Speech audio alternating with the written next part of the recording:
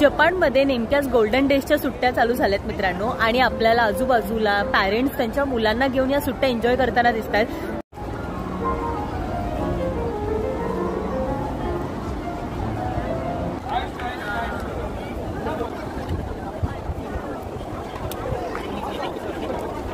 Tent available करून दिलेले आहेत आणि ही मंडळी या टेंटमध्ये स्वतःच्या फॅमिली सोबत एन्जॉय करताना आपल्याला दिसत आहेत.